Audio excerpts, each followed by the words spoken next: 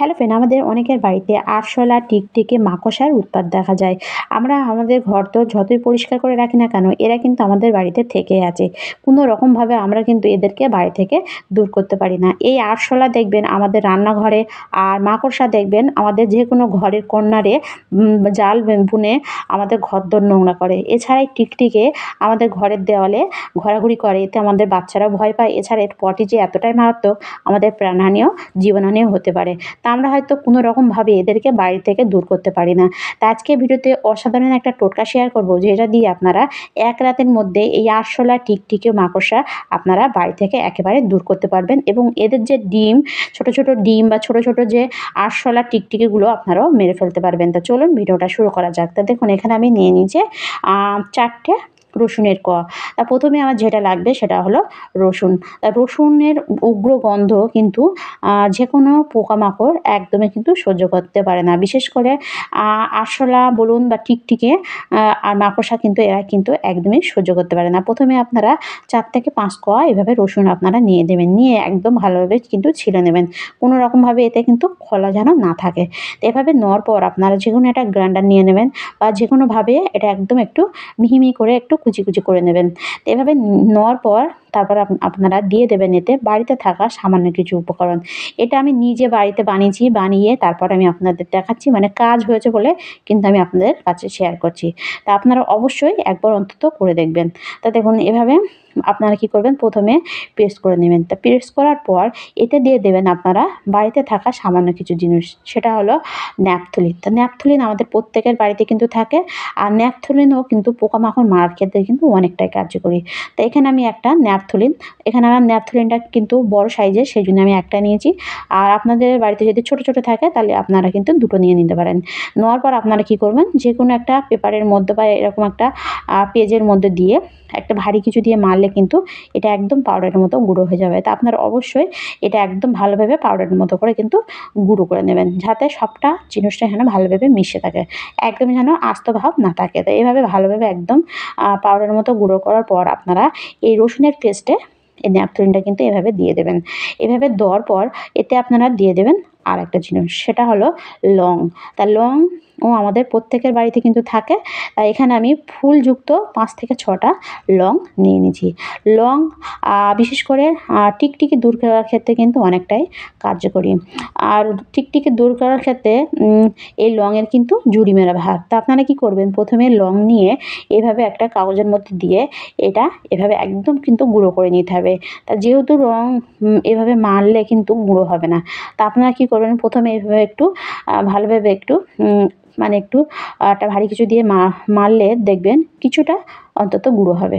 এভাবে গুঁড়ো করার পর আপনারা তারপরে কী করবেন, এর যে ডাংটা আপনারা ডাঁটিগুলো আপনারা কী করবেন, হাত দিয়ে এভাবে একটু ছাড়িয়ে নেবেন, মানে এইভাবে ছোটো ছোটো করে টুকরো করে নেবেন। এভাবে ছোটো ছোটো করে ভালোভাবে পুরোটা টুকরো করার পর আপনারা কী করবেন, এটা আবারও একটু মানে গুঁড়ো করে নেবেন। আবারও একটু ওটা দিয়ে একটু মারবেন, দেখবেন তাহলে এটা কিন্তু ভালোভাবে গুঁড়ো হয়ে যাবে। তাই আমি প্রথমে হাত দিয়ে ভালোভাবে কিন্তু একটু ছাড়িয়ে নিচ্ছি।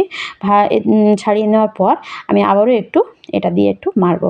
এভাবে মারলে কিন্তু এটা ভালোভাবে কিন্তু একদম পাউডারের মতো এটাও কিন্তু গুঁড়ো হয়ে যাবে। তো এটা আপনারা অবশ্যই একটু চেষ্টা করবেন এটাও একটু পাউডারের মতো গুঁড়ো করে নেওয়ার। তা দেখুন, এখানে কিন্তু আমার গুঁড়ো করা হয়ে গেছে। তাই এভাবে লং নিয়ে আমি এতে দিয়ে দিলাম। তা আপনারা যদি লং না পান তাহলে যে গোলমরিচের গুঁড়া সেটাও আপনারা কিন্তু এখানে দিয়ে দিতে পারেন। তো এখানে আমি কিন্তু শুধু লং দিয়েছি। তাহলে দেওয়ার পর এটা আমি কী করব, ভালোভাবে একটু 3টে জিনিস এভাবে একটু মিশিয়ে নেব। তো এভাবে মিশানোর পর ভালোভাবে একটু মেশানোর পর এতে আমি দিয়ে দেবো আর একটা জিনিস, সেটা হলো কোলগেট। তা কোলগেট আমাদের প্রত্যেকের বাড়িতে কিন্তু থাকে। এখানে যে হোয়াইট পেস্টটা কিন্তু নেবেন, আর অন্য কোনো রকম জেল যে পেস্ট আপনারা নেবেন না, এই হোয়াইট পেস্ট এটাই কিন্তু নেবেন। নেওয়ার পর অল্প একটু কোলগেট আমি এতে দিয়ে দিয়েছি। আর কোলগেটটা দেওয়ার পর এতে কিন্তু কোনো রকম জল দেবেন না। যদি দেখেন যে এটা একটু শুকনো শুকনো আছে, আপনারা কী করবেন, আবারও একটু কোলগেট দিয়ে দেবেন। দিয়ে এটা কিন্তু কোলগেট দিয়ে কিন্তু ভালোভাবে একটু মাখিয়ে নেবেন। তো এভাবে মাখানোর পর আপনারা কী করবেন, অল্প একটু পেস্ট মানে ওই মিশ্রণটা অল্প একটু একটা বাটিতে তুলে রাখবেন। এভাবে তুলে রাখবেন কেন, এইটা দিয়ে আপনারা যে ছোট ছোট যে মাকড়সা বলুন বা আরশোলা বলুন, এর ডিমগুলো কিন্তু নষ্ট করার জন্য, মানে কীভাবে নষ্ট করতে হবে সেটা আমি অবশ্যই দেখাবো। সেটার জন্য কিন্তু আমি ওটা আলাদাভাবে তুলে রাখছি। এরপরে আমি বাকি যে পেস্টটা আছে, মানে যে মিশ্রণটা আছে, সেটা আমি কী করব, ছোট ছোট করে, একদম ছোট ছোট করে একটু ভাগ করে নেব। তা দেখুন একদম এইভাবে ছোট ছোট করে একটা লেচির মতো করে এইভাবে কিন্তু আমি আলাদা করে নেব। তো এটা পুরোটা ভালোভাবে আলাদা করার পর তারপর আমি আপনাদের দেখাচ্ছি। আর দেখুন এখানে কিন্তু একদম এরকম ছোট ছোট করে একটু করে নিতে হবে। এভাবে নেওয়ার পর আপনারা এটা কিভাবে কোথায় কোথায় ইউজ করবেন। তা দেখুন আমাদের প্রত্যেকের বাড়িতে দেখবেন এরকম কর্নারে কর্নারে এরকম মাকড়সার জাল বনে। তা এটা দেখতেও খারাপ লাগে, বা দেখবেন আমাদের হয়তো সবসময় পরিষ্কার করা সম্ভব না উপরের দিকে। তা আপনারা কী করবেন, যেখানে যেখানে এরকম হয় আপনারা এই পেস্টটা, মানে মিশ্রণটা সেসব কোণে একটা এভাবে একটু একটু লাগিয়ে দেবেন। লাগিয়ে দিলে দেখবেন আর চারি কোণে আপনারা যদি এভাবে একটু একটু করে লাগিয়ে দেন, দেখবেন এর গন্ধে কোনো রকম এইসব মাকড়সা দেখবেন আর একদম বাসা সেখানে করবে না। এছাড়া এখানে যদি কোনো রকম আরশোলা বা মাকড়সা থাকে তারা কিন্তু এর গন্ধে সেখানে থাকতে পারবে না, সেখান থেকে কিন্তু পালিয়ে যাবে। এছাড়া আমাদের রান্নাঘরের যে স্ল্যাবগুলো থাকে, স্ল্যাবের তলায়ও দেখবেন মাকড়সার জাল বনে, বা ছোট ছোট যে আরশোলাগুলো থাকে বা আরশোলার ডিম থাকে, এরকম আনাচে কানাচে কিন্তু তারা থেকে কিন্তু সেখান থেকে কিন্তু তারা বড় হয়। তা আপনারা কী করবেন, এরকম স্ল্যাবের তলায় বা স্ল্যাবের যে কর্নারগুলো থাকে এখানে একটা করে এভাবে লাগিয়ে দেবেন।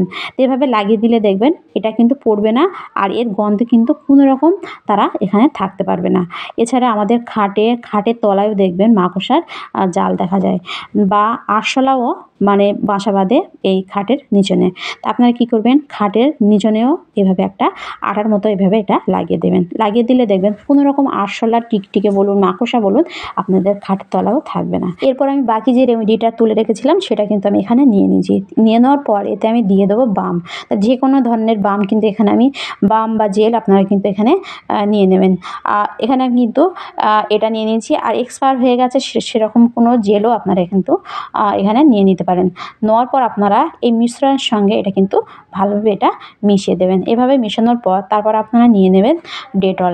ডেটল আমাদের প্রত্যেকের বাড়িতে কিন্তু থাকে।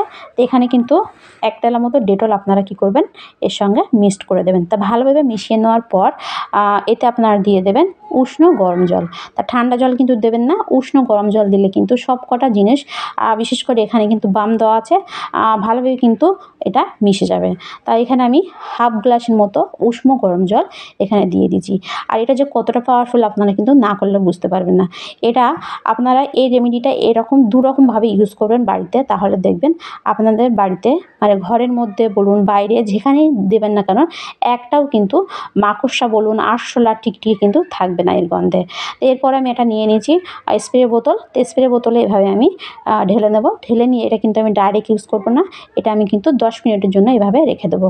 আর এই ছিপিটা একটু এভাবে একটু ছিদ্র করে নেবেন, তাহলে দেখবেন স্প্রে বোতল মতো কিন্তু হয়ে যাবে। আর এটা আপনারা কোথায় কোথায় কীভাবে ইউজ করবেন, আর অবশ্যই আপনারা এই রেমেডিটা এরকম দুরকমভাবে ইউজ করবেন, তাহলে দেখবেন যেখানে যেখানে আরশোলা বলুন বা এরকম মাকড়সার যে ছোটো ছোটো ডিমগুলো থাকে, এটা দেওয়ার সঙ্গে সঙ্গে দেখবেন তারা কিন্তু একদম মারা যাবে বা নষ্ট হয়ে যাবে।